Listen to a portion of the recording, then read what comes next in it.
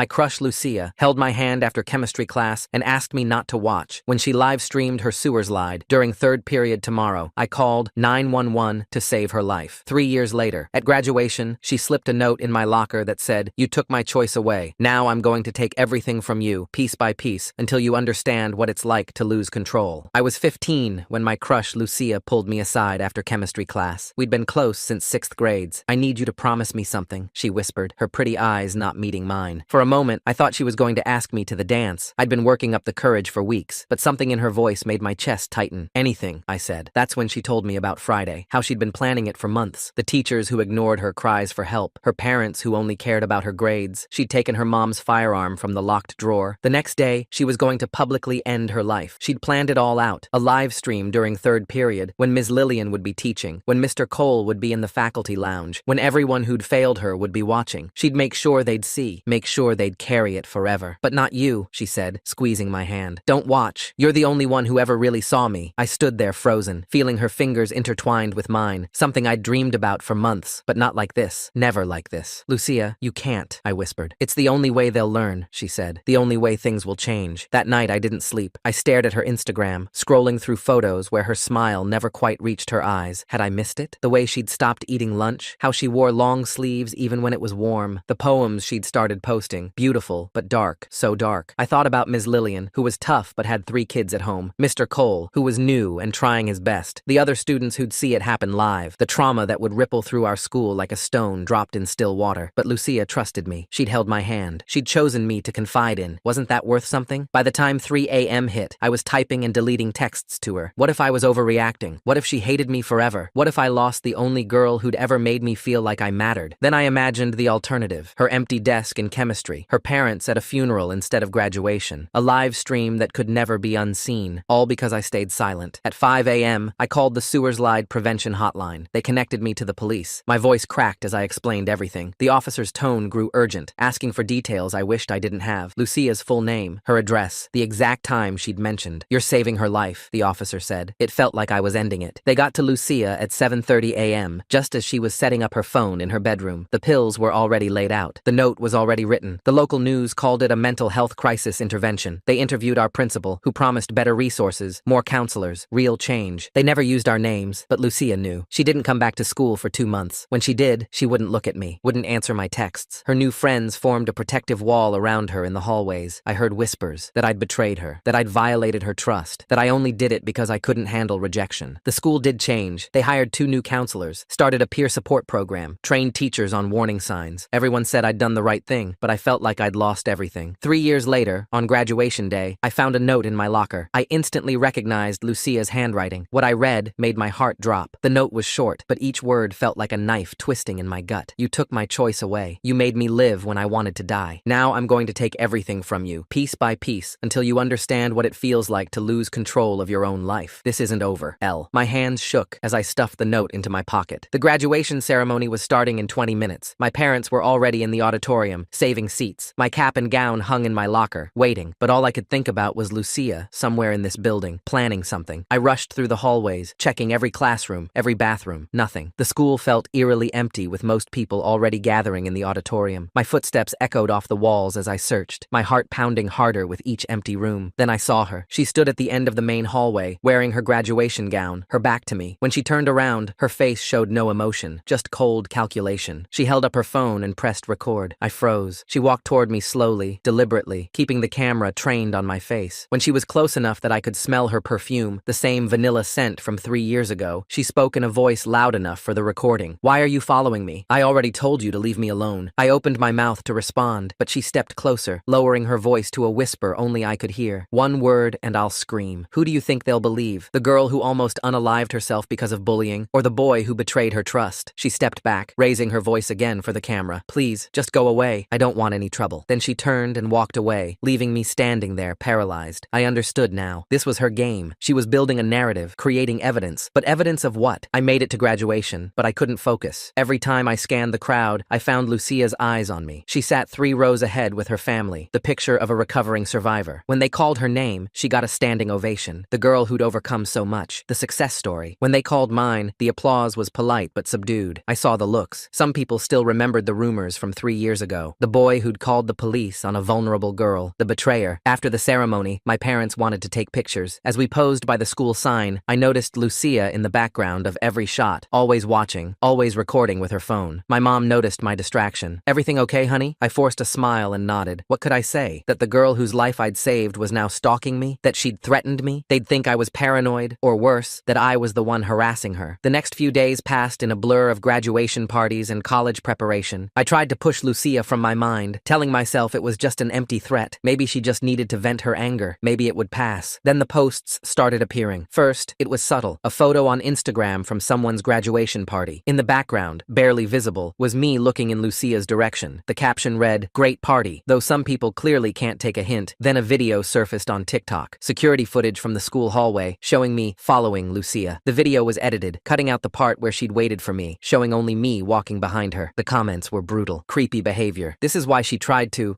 some guys just can't handle rejection. I reported the video, but more kept appearing. Each one carefully edited. Each one painting me as an obsessed stalker who couldn't leave her alone. My Instagram started getting flooded with messages from strangers calling me horrible names. My Facebook was bombarded with friend requests from fake accounts. I tried reaching out to mutual friends, but Lucia had gotten to them first. She'd shown them the videos, told them how I'd been following her, how scared she was. They believed her. Why wouldn't they? She was the victim. She was the one who'd almost died. My parents started noticing my mood changes. I was jumpy, constantly checking my phone, barely sleeping. They asked if something was wrong, but I couldn't find the words. How could I explain that my act of saving someone had turned into my own nightmare? 2 weeks after graduation, I was at the grocery store when I felt someone watching me. I turned to see Lucia at the end of the aisle, phone in hand. She smiled and waved, then typed something. Seconds later, my phone buzzed. A photo of me in the cereal aisle. The caption, "Can't even shop without him showing up. This is getting scary." I abandoned my cart and left immediately, but the damage was done. By the time I got home, the photo was already circulating in our town's Facebook group. People were commenting about calling the police, about protecting Lucia, about how someone should do something about that boy. My mom was waiting in the kitchen when I walked in. Her face was pale, her laptop open on the counter. "We need to talk," she said. She'd seen the posts, the videos, the comments. She wanted to know what was really going on. I tried to explain, but even to my own ears it sounded crazy. A conspiracy by the girl I'd saved? Edited videos? Staged encounters? My mom wanted to believe me. I could see it in her eyes, but doubt crept in. She asked why Lucia would do this. What could she possibly gain? I showed her the note from graduation, but she pointed out it wasn't signed. It could be from anyone. That night, I lay in bed scrolling through my phone, watching my reputation crumble in real time. Friends were unfriending me. College acquaintances were blocking me. 3 years of being known as the guy who saved a life were being erased, replaced by something much darker. Then I noticed something. In one of the videos, a reflection in a window, another person filming. Someone was helping Lucia. She wasn't doing this alone. I screenshot the image and zoomed in. The face was blurry but familiar. Marcus Royval, one of Lucia's new friends. The one who'd been most vocal about protecting her from me. I had my first piece of real evidence, but what could I do with it? Who would believe me? I wonder what Lucia's really thinking with this whole revenge plan she's got going on. She's clearly been planning this for a while, but why wait 3 whole years? There's something about the timing that makes me curious about what else might be going on in her life right now. And more importantly, what was Lucia's endgame? The note said she'd take everything from me piece by piece. My reputation was already in ruins. What came next? My phone buzzed. Another message, this time from an unknown number. "This is just the beginning. Sweet dreams." Attached was a photo of my house, taken from across the street. Tonight. I jumped up and looked out my window. The street was empty, but I knew she was out there, watching, planning, and I was running out of time to figure out how to stop her. I rushed to my parents' bedroom and shook my dad awake. He groaned and checked the clock, but when he saw my face, he sat up immediately. I showed him the photo and explained everything as quickly as I could. My dad grabbed a flashlight and headed outside while my mom called the police. The officers arrived within 15 minutes. They took my statement, examined the photo, and checked the area. They found nothing. No footprints, no evidence anyone had been there. One officer suggested it could have been taken earlier in the day with a timer. The other asked if I'd been having any conflicts with anyone recently. I tried explaining about Lucia, showing them the posts and videos. They took notes, but I could see the skepticism in their eyes. One officer pulled my parents aside. I couldn't hear the conversation, but I saw my mom's worried glances in my direction. After they left, my parents sat me down. My dad suggested maybe I should talk to someone, a therapist perhaps. My mom mentioned that the stress of graduation and starting college could affect people in different ways. They weren't saying they didn't believe me, but they weren't saying they did either. I spent the rest of the night wide awake, refreshing social media obsessively. More posts kept appearing. Photos from different angles at the grocery store I hadn't even noticed being taken. Videos from graduation showing me staring at Lucia. Each post carefully crafted to build a narrative of obsession. By morning, I had 17 missed calls from friends. not to check on me, but to tell me to stop, to leave Lucia alone, to get help. My best friend since middle school sent a long text about how disappointed he was, how he never thought I was that kind of guy. I decided to fight back. I created a document with timestamps, showing how the videos were edited, pointing out the inconsistencies. I wrote a long post explaining my side of the story, about saving Lucia's life, about the note, about everything. Within an hour, my post was gone. Reported for harassment, my account was temporarily suspended for violating community guidelines. Meanwhile, Lucia's posts remained up, gathering more views, more angry comments directed at me. My college orientation was in 3 days. I'd been looking forward to it for months, a fresh start at a school 2 hours away where nobody knew my history. Now I wondered if the story would follow me there too. That afternoon, I drove to the mall to buy supplies for my dorm. I kept my head down, avoiding eye contact with anyone who might recognize me. I was loading bags into my car when I heard a familiar voice. Marcus Royval stood behind me with 2 other guys I recognized from school. They weren't threatening exactly, just standing there, watching. Marcus held up his phone, not recording this time, just showing me the screen. It was a group chat with over 50 members. The group name was Protecting L. He scrolled through the messages, people discussing my whereabouts, sharing sightings, planning ways to intervene if I got too close to Lucia. Some messages were from people I'd never even met, strangers who'd joined the cause after seeing the viral videos. Marcus put his phone away, and the 3 of them walked off without saying a word. The message was clear. I was being watched by an entire network of people who believed I was dangerous. I drove home in a daze. This was bigger than just Lucia now. She'd created a movement, turned herself into a symbol of survival, and me into a symbol of everything wrong with guys who couldn't handle rejection. The truth didn't matter anymore. The narrative had taken on a life of its own. That evening, my mom knocked on my door. She'd been crying. Someone had sent messages to her workplace, warning them about her dangerous son. Her boss had called her in for a meeting. While he wasn't taking any action yet, he'd suggested she might want to take some time off until things calmed down. My dad was in the living room on his laptop, his face grim. He showed me what he'd found. Someone had created a website dedicated to exposing me. It had all the videos, the photos, screenshots of supposed conversations where I'd said disturbing things. The conversations were fake, but they looked real enough. The website had a counter at the bottom. Days since last incident, 0. It updated every time someone reported seeing me near Lucia, even if I was just existing in the same town. My parents were trying to be supportive, but I could see the strain. My mom kept asking if there was something I wasn't telling them. My dad mentioned that maybe I should postpone college for a semester, let things die down. The doubt in their voices hurt more than all the online hate combined. That night, I made a decision. I needed evidence, real evidence that Lucia was orchestrating this. I started with Marcus Royval. I found his social media profiles, looked through his history. 3 months ago, right around when Lucia returned to school, his posts changed. Suddenly, he was all about mental health awareness, sewer slide prevention, protecting survivors, and in every post about Lucia, there was something subtle, a phrase, a hashtag, something that felt coordinated. I dug deeper, found connections between Marcus and the other people most active in posting about me. They all seemed to have become friends with Lucia around the same time. They all used similar language in their posts. It was organized, planned. Then I found something interesting, a photo from a party 2 weeks before graduation. In the background, barely visible, was Lucia's laptop. The screen showed a document titled Project Restoration. I zoomed in as much as I could. I could make out what looked like phases, timelines, goals. It wasn't much, but it was something. I saved everything, creating my own folder of evidence. But I knew I needed more. I needed someone on the inside, someone who could confirm what Lucia was planning. I thought of Sarah, a girl from our chemistry class who'd been friends with Lucia before everything happened. She'd been one of the few people who hadn't immediately taken sides after the intervention. Maybe she'd listen. I found Sarah working at the bookstore downtown. She saw me coming and her face went tight, but she didn't run or call for help. I approached carefully, keeping my hands visible, maintaining distance. I asked if we could talk. She hesitated, glanced around the empty store, then nodded toward the back corner. We sat at a small reading table, her body tense, ready to bolt. I explained everything as calmly as I could. The note, the videos, the coordination. Sarah listened without interrupting. When I finished, she was quiet for a long moment. Then she told me something that made my blood run cold. Lucia had approached her months ago, wanting her to join what she called her recovery project. She'd explained it as a way to take back control, to show that survivors could be empowered. But the details had made Sarah uncomfortable. The talk of justice, of making sure people understood consequences, of teaching lessons. Sarah had declined to join, and Lucia had cut her off completely. Now Sarah was seeing the results play out online, and she was scared. Not of me, but of what Lucia was capable of. She agreed to help, but carefully. She still had access to some group chats, could see some of the planning. She warned me that Lucia was smart, careful. Everything was designed to look organic, spontaneous. The people helping her genuinely believed they were protecting a victim. Over the next few days, Sarah fed me information. Lucia had phases planned out. First was isolation, cutting me off from support systems. Second was escalation, making me seem seem increasingly dangerous. The third phase was something called resolution, but Sarah couldn't find details about what that meant. I was living in a constant state of anxiety. Every time I left the house, I was photographed. Every move I made was documented and twisted. My parents were getting pressure from all sides. Old friends were cutting contact. The college I was supposed to attend had called about concerns they'd received. Then Lucia made a mistake. She got overconfident. I was at the gas station when she appeared, like always, with her phone out. But this time, she spoke to me directly, quietly, while pretending to text. She told me I could make it all stop. All I had to do was publicly admit that I'd saved her life for selfish reasons, that I'd been obsessed with her, that I'd violated her autonomy. She had a statement prepared. If I posted it, recorded a video saying it, she'd call off her campaign. I asked why she was doing this. Her face hardened. She said I'd stolen her choice, her moment of control. I'd made her into a victim, a statistic, someone to be saved. She'd spent 3 years being treated like broken glass, and it was my fault. Now she was taking back control by showing everyone what I really was. I recorded our conversation on my phone in my pocket. The quality was poor, but you could hear her voice, her words. Finally, I had something concrete, but when I tried to use it, I hit another wall. The audio was too muffled, too easy to claim as fake. Lucia quickly spun it as me trying to create false evidence, proof of how desperate and dangerous I was becoming. The harassment intensified. My parents reached a breaking point. My mom was put on administrative leave from work. Marcus showing up with his phone like some kind of social media bounty hunter is peak modern drama. Forget pitchforks and torches. Now we get group chats and location tracking to run people out of town. My dad's clients were calling, concerned about his family situation. They sat me down and suggested maybe I should stay with my aunt in another state for a while, just until things calmed down. I realized this was exactly what Lucia wanted, to drive me away, to make me run. But I was running out of options, and my family was suffering. I agreed to think about it. That night, Sarah sent me an urgent message. She'd found something about Phase 3, about resolution. It was planned for next week, right before I was supposed to leave for college. She didn't have all the details, but it involved a final confrontation, something that would cement the narrative forever. I stayed up all night thinking. Lucia had built a perfect trap. If I fought back, I looked guilty. If I ran, I looked guilty. If I did nothing, the harassment would continue until something broke. My family was cracking under the pressure. My future was evaporating. But then I remembered something. The school's security cameras, the ones that had captured the edited footage of me following Lucia. The full, unedited versions would show the truth. They'd show her waiting for me, orchestrating the encounter. The problem was getting access. The school was closed for summer, and I definitely couldn't just walk in and ask. But I knew someone who might help. Mr. Cole, the teacher Lucia had planned to traumatize with her live stream. He was still at the school, teaching summer classes. I reached out through email, carefully explaining the situation. I didn't expect a response, but the next morning, he replied. He wanted to meet. We met at a coffee shop the next town over. Mr. Cole looked tired, older than I remembered. He told me he'd been watching what was happening online, and something felt wrong to him. He'd taught both Lucia and me. He knew our characters. He couldn't give me the footage directly, but he could file a request for it as part of a broader review of school safety protocols. It would take time, but it was something. As we talked, he mentioned something that caught my attention. After Lucia had returned to school, she'd written an essay for his class about reclaiming power after trauma. He'd been impressed by her writing, but disturbed by some of the content. The essay had talked about justice, about balance, about making sure those who hurt you understood pain. He'd kept a copy, as he did with all concerning student work. He couldn't share it with me directly, but he suggested that if authorities ever got involved, it might be relevant. I left the meeting with the first real hope I'd felt in weeks, but I also knew I was running out of time. Sarah's warnings about Phase 3 loomed. Lucia was planning something big, something final. The next few days were a whirlwind of preparation. I documented everything I could. Sarah carefully gathered more information. My parents, despite their doubts, started to see the patterns I'd been pointing out. The coordination was too perfect, the escalation too calculated. Then Sarah got the details about Phase 3. Lucia was planning to stage a final confrontation, one where I would appear to attack her. She had people ready to witness it, to film it. She'd studied my patterns, knew where I'd be. It would be the final proof of how dangerous I was, justification for whatever came next. But knowing her plan gave me an advantage. For the first time since this started, I could prepare. I could choose not to be where she expected. I could have my own witnesses. I could finally turn her trap against her. The day arrived faster than expected. I was supposed to be at the bank that morning, something Lucia had learned through her network. Instead, I sent my dad in my place while I stayed home. Sure enough, he reported seeing Lucia there with several people, all positioned strategically, all with phones ready. When I didn't show, I could imagine her frustration. Her carefully laid plan disrupted, but I knew she wouldn't give up. She'd adapt, find another opportunity. That afternoon, she did something desperate. She came to my house. I was in my room when I heard the doorbell. My mom answered, and I heard Lucia's voice, sweet and concerned, asking if I was home. She was worried about me, she said. She'd heard I was struggling and wanted to help, to clear the air. My mom, still hoping for a resolution, invited her in. I heard them in the living room. Lucia spinning a story about misunderstandings, about wanting to move forward. My mom Mom called for me to come down. I knew this was it, another trap. But I also knew I couldn't hide forever. I grabbed my phone, started recording, and went downstairs. Lucia sat on our couch, looking small and vulnerable, the perfect victim. When she saw me, her eyes widened with what looked like fear, but I caught the slight smirk before she hid it. She started talking about forgiveness, about moving past everything. She stood up, moved closer to me. I stayed perfectly still, keeping my distance, making sure my phone captured everything. Then she made her move. She suddenly gasped, stepped back, and knocked over a lamp. It shattered on the floor as she screamed that I'd tried to grab her. But my mom had seen everything. I hadn't moved. I'd stayed exactly where I was. For the first time, Lucia's mask slipped. She looked between us, realizing her mistake. My mom had witnessed the truth. The performance hadn't worked. Lucia tried to recover, claiming she'd been startled, that she was jumpy around me, but the damage was done. My mom asked her to leave. As Lucia gathered her things, she looked at me with pure hatred. At the door, she leaned close and whispered that this wasn't over. She'd make sure everyone knew what kind of person I was, but her threat felt hollow now. She'd overplayed her hand. After she left, my mom sat in shocked silence. She'd seen it with her own eyes, the manipulation, the performance. For the first time since this all started, she fully believed me. We called my dad home from work. Together, we reviewed everything I'd documented. The patterns were clear now. The coordination, the escalation, the calculated nature of it all. My parents were angry, not at me, but at themselves for doubting, at Lucia for what she'd put our family through. But we still needed more. Lucia's network was still active, still spreading the narrative. One failed attempt wouldn't stop her. We needed something definitive. That's when Mr. Cole called. He'd managed to get the security footage through proper channels. He couldn't share it with me directly, but he'd reviewed it as part of the safety protocol assessment. What he'd seen had concerned him enough that he'd felt obligated to report it to the school administration and recommend they involve law enforcement. The footage clearly showed Lucia waiting for me, positioning herself, preparing her phone. It showed her approaching me, not the other way around. It contradicted every claim she'd made about that encounter. Things moved quickly after that. The school administration, worried about liability, launched their own investigation. They found more footage, more evidence of coordination. Some of Lucia's helpers, when questioned officially, admitted to being asked to film certain encounters, to post certain things. The house of cards was starting to collapse. Sarah risked everything to provide one final piece of evidence. Screenshots from the planning chat, where Lucia had explicitly outlined her goals, her phases, her intention to destroy my life as payback for saving hers. The messages were damning, showing clear intent and malice. But even as the truth started to emerge, I felt no satisfaction. Lucia was clearly struggling with mental health issues, trauma from her sewer slide attempt and the aftermath. She'd channeled her pain into revenge, but it came from a place of genuine hurt. The online narrative began to shift. People who'd been so quick to condemn me were now unsure. Some apologized. Others simply disappeared, deleting their posts and comments. The website about me went offline. My parents' workplaces backed off. Friends began reaching out, tentatively, apologetically. The college called to say they were no longer concerned about the allegations. But the damage was done. My reputation was in tatters. My family had suffered. My trust in people was shattered. And Lucia, despite everything coming to light, still had supporters who believed I'd somehow manipulated the evidence. I thought about the girl I'd tried to save 3 years ago, the one with pretty eyes who'd held my hand. I'd wanted so badly to help her, to be her hero. Instead, I'd become her villain, the face of everyone who'd taken away her agency. As I prepared to leave for college, trying to salvage what was left of my future, I received one last message from an unknown number. This time, it wasn't a threat. It was an apology, sort of. The message explained that Lucia had been hospitalized, getting help she needed. It said she understood now that what she'd done was wrong, but that she still couldn't forgive me for saving her that day. She'd needed to feel in control of something, and destroying me had given her that feeling, however briefly. I deleted the message without responding. There was nothing left to say. My parents drove me to college on a gray August morning. We didn't talk much on the drive. We were all exhausted, worn down by months of harassment and fear, but we were together. We'd survived. As we unloaded my things at the dorm, I noticed other families doing the same. Normal families with normal problems. Kids excited about their futures, parents proud and worried in equal measure. I envied them their simplicity. My roommate seemed nice enough. He didn't recognize my name, didn't know my story. It was a fresh start, or as fresh as it could be with the internet existing. I knew the story would follow me eventually. Someone would make the connection, spread the word, but for now, I could pretend to be just another freshman. Security footage that perfectly shows everything? How convenient that Mr. Cole just happens to get access right when it's needed most. The timing of Lucia's desperate house visit feels oddly calculated too. She's been so careful until now. Why suddenly get sloppy in front of witnesses? That night, alone in my dorm room, I thought about choices. The choice I'd made to save Lucia. The choice she'd made to destroy me. The choices we'd both have to live with forever. I'd saved her life, but I'd also taken something from her. She'd tried to take everything from me in return. Neither of us had won. We'd both lost something in the exchange. My phone buzzed with a text from my mom, checking in, then one from Sarah, wishing me luck. Even Mr. Mr. Cole sent a brief email hoping I was settling in well. These people had stood by me when everything seemed lost. That had to count for something. I looked around my small dorm room, at the blank walls waiting to be filled with new memories, new experiences. This wasn't the college experience I'd imagined, but it was mine. The next morning, I woke up to my roommate's alarm. He groaned, threw a pillow at it, and asked if I wanted to grab breakfast. I said yes. It was a small thing, a normal thing. But after months of anything but normal, it felt like a victory. Classes started. I threw myself into them, grateful for the distraction. Psychology, ironically, became my favorite. Understanding why people do what they do, how trauma shapes behavior, how pain can twist into something destructive. Weeks passed. The story didn't follow me as quickly as I'd feared. When it finally did surface, my hallmates' reactions surprised me. Some were curious, some sympathetic. A few avoided me, but most seemed to understand that there were two sides to every story. I even made friends, real ones, who knew my history and chose to know me anyway. We didn't talk about it much, but when we did, they listened without judgment. One night, studying in the library, I saw a news article about Lucia. She was speaking at a mental health awareness event, sharing her story of survival. The article mentioned the boy who'd called for help, saving her life. It didn't name me, and the tone was neutral, factual. She was healing in her own way, finding her own path forward. I closed the article and went back to my studies. We were both moving on, separately, carrying our scars and our stories. The girl with pretty eyes who'd wanted to die, the boy who'd saved her and paid the price, two kids who'd made choices that changed everything. My phone buzzed, a text from a study group, asking if I was coming. I packed up my things and headed out into the night, toward voices and laughter, and the possibility of normal college drama that had nothing to do with the past. The truth was, I'd do it again. Even knowing the cost, I'd still make that call, because Lucia was alive, troubled, angry, but alive. She had the chance to heal, to grow, to become whoever she was meant to be. That had to be worth something. As I walked across campus, I thought about second chances, how Lucia had gotten hers, even if she hadn't wanted it, how I was getting mine now, building a life beyond what had happened. We'd probably never speak again. The damage was too deep, the hurt too raw, but somewhere out there, she was living the life I'd helped give back to her, and here I was, living mine. It wasn't the ending either of us had planned, but it was an ending we could both live with. The first sign that my fresh start wasn't as fresh as I'd hoped came during my second month at college. I was walking back from my psychology lecture when I noticed a familiar figure across the quad. My stomach dropped. Marcus Royval stood near the student union, talking to someone from my dorm. I ducked into the library, my heart racing. Marcus being here couldn't be a coincidence. The college was 2 hours from home, and he'd never mentioned plans to visit. I watched through the window as he showed something on his phone to the student, who nodded and pointed toward my dorm building. That evening, I found my roommate acting strange. He kept glancing at me while pretending to study, and his phone buzzed constantly with messages. When I asked if everything was okay, he mumbled something about being tired and left for the common room. Over the next few days, the atmosphere in my dorm shifted. Conversations stopped when I entered rooms. People who'd been friendly suddenly had somewhere else to be. The study group stopped inviting me. My new friends became mysteriously busy. I recognized the pattern immediately. The isolation phase, just like before. But how? Lucia was supposed to be getting help, focusing on her own recovery, unless she wasn't. Sarah texted me late one night with a warning. She'd seen activity in some of the old group chats. Lucia had been discharged from the hospital weeks ago. She'd convinced her doctors she was better, that she understood her mistakes. But Sarah had heard through mutual friends that Lucia had been planning something new, something she called her final project. I started documenting everything again. The strange looks, the whispered conversations, the way people suddenly had their phones out when I walked by. But this time, I wasn't going to wait for things to escalate. I needed to get ahead of whatever Lucia was planning. My psychology professor had assigned us to write about trauma responses and recovery. As I researched, I found myself understanding Lucia's behavior more clearly. The need for control, the inability to let go, the way trauma could manifest as aggression toward those perceived as taking away agency. It didn't excuse what she was doing, but it helped me see the pattern. Then I found the Instagram account. Truth About Predators had started posting 3 weeks ago, right when Lucia was discharged. The posts were careful, no names mentioned, but the details were unmistakable. Stories about a male student who had a history of stalking vulnerable women, security footage that looked suspiciously like my dorm building, photos taken from angles that suggested someone had been following me. The account grew quickly. My college had a strong culture around protecting survivors, and the posts were crafted to tap into that. Soon, I started seeing people I didn't recognize watching me in the dining hall, following me between classes. I tried reporting the account, but it kept popping up under new names, each time more sophisticated, more believable. Lucia had learned from her mistakes. This time, she wasn't directly connected to anything. She was letting others do the work, creating a movement that seemed organic. My grades started slipping. How could I focus on calculus when I knew people were photographing me in class? How could I write essays when my laptop might be compromised? The paranoia was suffocating, which was exactly what she wanted. One night, my roommate finally broke. He showed me the messages he'd been getting. Anonymous accounts warning him about living with a dangerous person, links to articles about campus safety, stories that sounded just real enough to plant doubt. He said he'd requested a room change for his own safety. I spent that night in the library, afraid to go back to my dorm. That's when I met Theo. He was a junior, working the late shift at the help desk. He noticed I'd been there every night that week and asked if I was okay. Something about his genuine concern broke through my walls. I found myself telling him everything, not the whole story, but enough, about someone from my past trying to destroy my reputation, about feeling trapped and alone. Theo listened without judgment. Then he told me about his freshman year, when his ex had started a smear campaign against him after their breakup, how he'd learned to document everything, to build a support network, to refuse to let someone else's pain destroy his future. He introduced me to others who'd faced similar situations, not a formal support group, just students who understood what it was like to be targeted. They taught me practical things, how to check for hidden cameras, how to secure my social media, how to recognize manipulation tactics. But Lucia was escalating faster than I could adapt. The Instagram accounts became more specific, more damaging. They started including details that only someone from our high school would know, twisted just enough to sound sinister. My name was never mentioned, but anyone who knew me could connect the dots. The campus security called me in for a meeting. They'd received multiple reports about my behavior, nothing specific enough to take action on, but enough to create a file. They suggested I might benefit from counseling, gave me pamphlets about appropriate behavior. The security officer's expression made it clear he thought where there was smoke, there was fire. I was losing again. But this time, I had people who believed me. Theo and his friends helped me create my own documentation. We tracked the IP addresses of the anonymous accounts, found patterns in the posting times, identified stock photos being used to create fake victims. Then Sarah sent another urgent message. She'd overheard something terrifying. Lucia was coming to campus, not just visiting, but moving here. She'd convinced her parents that being near me would help her healing process, that facing her trauma was necessary for recovery. They'd helped her get an apartment off campus. The next phase was beginning, and I knew it would be worse than before. On campus, she'd have access to everything. My schedule, my habits, my safe spaces. She could orchestrate encounters that would look random, but weren't. She could build her narrative in real time. I considered leaving, transferring schools, starting over somewhere else, but running would confirm every lie she'd spread, and there was no guarantee she wouldn't follow me again. This had to end here. Theo helped me prepare. We mapped out campus, identifying cameras and blind spots. We created a buddy system, ensuring I was never alone in vulnerable situations. We even reached out to Mr. Cole, who provided a written statement about what he'd witnessed, though we knew it wouldn't carry much weight here. Marcus playing detective with his phone while pretending to be casual visitor is peak. I'm definitely not here to cause drama energy. Buddy, everyone knows you don't travel 2 hours just to admire campus architecture. The day Lucia arrived on campus, I felt it immediately. The atmosphere shifted. People who'd started to doubt the rumors suddenly had new conviction. Fresh stories circulated. New witnesses came forward with concerns. I saw her for the first time outside the psychology building. She looked different, healthier, more confident. She was talking to a group of students, gesturing animatedly. When she noticed me, she didn't react, just continued her conversation as if I didn't exist. But I knew this was calculated. She was establishing herself as a presence on campus, building relationships, creating her network. Every interaction was a move in her game. The encounters started small. She'd appear in the coffee shop right after I arrived, forcing me to decide whether to stay or leave. She'd sit in the back of the lecture hall for my psychology class, even though she wasn't enrolled. She was everywhere and nowhere, visible but untouchable. My new friends started getting targeted. Theo received anonymous threats. Others found their social media hacked, embarrassing photos posted. The message was clear. Supporting me came with a cost. Some distanced themselves. I couldn't blame them, but others, like Theo, doubled down. He said he'd faced bullies before and wasn't about to let another one win. The breakthrough came from an unexpected source. My psychology professor pulled me aside after class. She'd noticed Lucia attending lectures without being enrolled. She'd also received several anonymous emails about me that felt orchestrated. As someone who studied human behavior, she recognized manipulation when she saw it. She couldn't intervene directly, but she suggested I look into the college's policies on harassment and stalking. Not to file a report, since that would likely backfire, but to understand my rights and options. She also mentioned that the college took unauthorized access to classes seriously. That gave me an idea. Instead of defending against Lucia's attacks, I could document her actual violations. Attending classes she wasn't enrolled in, accessing buildings with someone else's ID, creating a hostile environment for enrolled students. Theo and I spent weeks carefully documenting everything. We didn't focus on the anonymous accounts or the rumors. Instead, we tracked Lucia's physical presence, when she attended my classes, when she appeared in my dorm building without authorization, when she photographed me without consent. The evidence pile grew. Security footage of her tailgating into restricted buildings, sign-in logs showing she'd lied about her reasons for being on campus, photos of her taking pictures of me during lectures. But I knew documentation alone wouldn't stop her. She needed to overplay her hand again, like she had at my house. I needed to create a situation where her mask would slip in front of witnesses. The opportunity came came during a campus safety workshop. The topic was bystander intervention, and I knew Lucia wouldn't miss the chance to attend. Sure enough, she was there, sitting with a group of students she'd befriended. During the discussion portion, the facilitator asked about personal experiences with feeling unsafe on campus. I raised my hand. Calmly, without naming names, I described being followed between classes, photographed without consent, and having someone attend my lectures without being enrolled. I watched Lucia's face tighten. This wasn't part of her script. When the facilitator asked follow-up questions, I provided specific details. The dates, the times, the locations. Other students started nodding, recognizing the behaviors. Lucia couldn't help herself. She interrupted, saying that sometimes people misinterpret innocent actions as threatening, that maybe the person I was describing had their own reasons for being in those places. Her voice was controlled, but I could see the anger underneath. The facilitator, trained in recognizing manipulation, picked up on the dynamic immediately. She redirected the conversation, but I saw her make a note. After the workshop, she asked to speak with both Lucia and me separately. I went first, providing my documentation. The facilitator's expression grew more concerned as she reviewed it. This wasn't about rumors or social media anymore. This was about concrete policy violations. When Lucia emerged from her meeting, her face was flushed. She'd been informed that attending classes without enrollment was grounds for removal from campus, that photographing students without consent violated privacy policies, that she needed to provide legitimate reasons for her presence in campus buildings. But Lucia wasn't done. That night, the anonymous accounts exploded with new content. Fake screenshots of messages I'd supposedly sent, doctored photos suggesting inappropriate behavior, a coordinated campaign to destroy me before the administration could act. My phone rang at 2 a.m. It was Theo, panicked. Someone had called the police, reporting that I was planning something dangerous. Multiple anonymous tips had come in. The police were looking for me. I stayed calm, called campus security myself, and explained the situation. I was in my dorm room, exactly where I was supposed to be. When the officers arrived, I cooperated fully. They quickly realized the reports were false, but the damage was done. Another file, another record of police involvement. The next morning, I made a decision. I was done playing defense. I walked into the administration building and filed a formal complaint. Not about the rumors or the social media campaign, but about the documented policy violations, the unauthorized class attendance, the illegal photography, the false police reports. I named Lucia directly, provided all my evidence, the security footage, the witness statements, the pattern of behavior. I also included Mr. Cole's statement and the documentation from high school, establishing a pattern of harassment. The administration had to act. This wasn't about he said, she said anymore. This was about clear violations with evidence. They launched an investigation. Lucia tried to spin it as retaliation, but the evidence was too strong. The security footage didn't lie. The false police reports could be traced. Her own friends, when questioned officially, admitted she'd asked them to watch me, to report my movements. The investigation took 2 weeks. During that time, Lucia escalated desperately. She staged another confrontation, this time in the dining hall, trying to provoke a reaction. But I was ready. I kept my distance, stayed calm, let her performance play out in front of hundreds of witnesses. When she realized I wouldn't engage, she made her biggest mistake. She grabbed my arm as I tried to leave, screaming that I was running away again, that I couldn't face what I'd done. But this time, dozens of phones captured the truth. Me trying to leave peacefully, her physically preventing me, her aggression, not mine. Security intervened. The whole incident was recorded on multiple cameras. There was no way to edit or spin what had happened. Lucia had finally shown her true face in a way that couldn't be denied. The administration's decision came down a week later. Lucia was banned from campus. Her unauthorized presence would be considered trespassing. The false police reports had been referred to local authorities. Several students who'd helped spread false information received warnings. But even in defeat, Lucia tried one last manipulation. She posted a long message on social media about being silenced, about powerful institutions protecting predators. Some people believed her. They always would. But the majority saw through it now. The evidence was too overwhelming. I thought it was over. But a month later, I received a letter. Not from Lucia, but from her parents. They apologized for not seeing what their daughter was doing. They explained that she was getting real help now, intensive therapy with specialists who understood her condition. They thanked me for saving her life 3 years ago, even though she couldn't see it that way. They also included a letter from Lucia. I hesitated before opening it. Her handwriting was different, less controlled. She didn't apologize exactly, but she acknowledged what she'd done. She wrote about the therapy, about understanding her need for control, about learning to live with the choice I'd taken from her. She ended by saying she was transferring to a school across the country, that we'd never cross paths again. I didn't respond. There was nothing to say, but I kept the letter as a reminder that even our darkest choices can come from places of deep pain. The rest of my freshman year passed quietly. The rumors faded. New scandals replaced old ones. Some people still looked at me suspiciously, but most moved on. I rejoined study groups, made new friends, rebuilt what had been torn down. Theo became my closest friend. We'd been through something intense together, and that created a bond. He introduced me to his girlfriend, Margaret, who'd had her own experience with a stalker. The three of us formed our own support network. My grades recovered. My psychology professor became a mentor, helping me understand not just what had happened, but why. I wrote my final paper on trauma responses and the cycle of victim and aggressor. It was the best work I'd ever done. Sarah stayed in touch. She was proud of how I'd handled everything, how I'd found a way to fight back without becoming cruel myself. She was applying to law school, inspired by seeing how the system could work when properly engaged. Mr. Cole sent an email near the end of the year. He'd heard about what happened at college and wanted me to know he was proud of how I'd handled it. He reminded me that saving a life was never wrong, even when the person couldn't appreciate it. Summer arrived with its promise of a fresh start. I decided to stay on campus, taking classes and working in the library. Lucia's parents writing to thank him for saving their daughter's life while she was actively trying to destroy his seems oddly timed. The whole family dynamic here feels strange. Where were they during all this stalking and harassment that apparently required intensive therapy with specialists? I needed to reclaim this space as mine, to build new memories that weren't tainted by fear and paranoia. One evening, I was studying in my favorite spot when my phone buzzed. For a moment, my heart raced, expecting another anonymous threat. But it was just my mom, sending pictures from a family barbecue. Normal, everyday life continuing despite everything. I realized then that Lucia hadn't won. She'd tried to take everything from me piece by piece, but I'd rebuilt each time. My family still loved me. I had real friends who'd stood by me. I was still in college, still moving toward my future. The scars were there. I still checked over my shoulder more than I should. I still felt my pulse quicken when I saw someone who looked like her. But I was healing too, just like she was. As I packed up my books that night, I thought about the strange symmetry of it all. 3 years ago, I'd saved Lucia's life and changed both our futures. She'd spent years trying to destroy mine in return. But in the end, we were both still here, still fighting, still trying to find our way forward. The campus was quiet as I walked back to my dorm. Summer students moved in small groups, laughing about something on someone's phone. The normalcy of it felt like a gift. I was just another student walking home, anonymous in the best way. My phone buzzed again. This time it was Theo, asking if I wanted to grab pizza with him and Margaret. I smiled and texted back, yes. Life was moving forward, one normal moment at a time. That's all I'd wanted from the beginning. Not to be a hero or a villain, just to be a regular college student worried about exams and weekend plans. Lucia had tried to take that from me, but she'd failed. I was still here, still myself, still choosing to see the good in people despite everything. As I entered my dorm, I made a decision. I would take the lessons from this experience, but I wouldn't let it define me. I'd saved a life once and paid a price for it, but I'd also learned to save my own life, to fight for my own future. Tomorrow would bring new challenges, but they'd be normal ones. Classes to attend, papers to write, friends to meet. The kind of problems I'd dreamed of having during those dark days when Lucia's campaign was at its worst. I climbed the stairs to my room, feeling lighter than I had in months. Whatever came next, I was ready for it. Not because I was strong or special, but because I'd learned that sometimes the best revenge is simply refusing to be destroyed. The door to my room closed behind me with a quiet click. Outside, life on campus continued. Inside, I opened my laptop and started working on my summer coursework. Just another student, just another night, just another step toward whatever future I could build. It wasn't the ending either of us had planned 3 years ago, but it was real, and it was mine, and that was enough. Thanks for hanging out and letting me toss in my clever takes. Always fun being your witty sidekick for the ride. Catch you on the flip side. If you made it to the end, drop a comment. I love reading all your comments.